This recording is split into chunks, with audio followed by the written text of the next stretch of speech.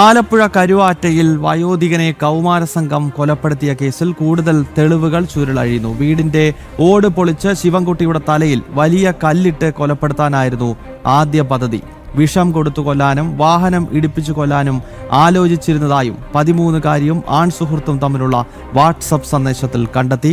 സുധീഷ് ഗോപാൽ ചേരുകയാണ് ആലപ്പുഴയിൽ നിന്ന്. സുധീഷ്, ഈ 13-കാരിയുടെയും ആൺസുഹൃത്തിന്റെയും വാട്സപ്പ് സന്ദേശത്തിൽ എന്തൊക്കെ കാര്യങ്ങളാണ് പറയുന്നത്? ഏതൊക്കെ രീതിയിൽ ഈ വയോധികനെ കൊലപ്പെടുത്താനാണ് ഈ കൗമാര സംഘം പദ്ധതിയിട്ടത്? സുധീഷ്.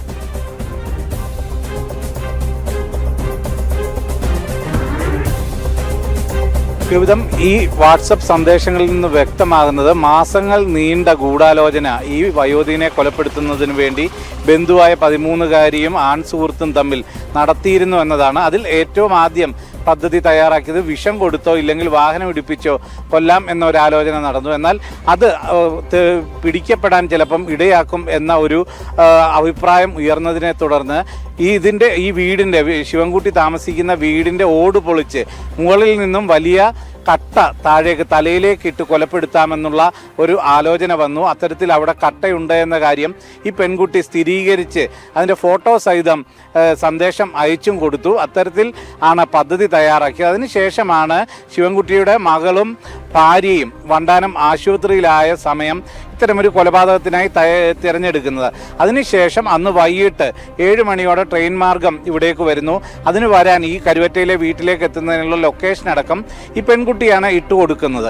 ഇത് എല്ലാം തന്നെ ഒരിക്കലും പിടിക്കപ്പെടില്ല എന്ന ഒരു അമിത ആത്മവിശ്വാസത്തിൻ്റെ പുറത്ത് ഈ മെസ്സേജുകൾ ഒന്നും തന്നെ ഫോണിൽ നിന്നും മായ്ച്ചു കളഞ്ഞിരുന്നില്ല. അതുകൊണ്ട് തന്നെ ഫോൺ പരിശോധിച്ചപ്പോൾ പോലീസുകാരെ ഞെട്ടിക്കുന്ന തരത്തിലുള്ള ഗൂഢാലോചനകൾ ഇതിൽ നടന്നു എന്ന് വ്യക്തമാക്കി.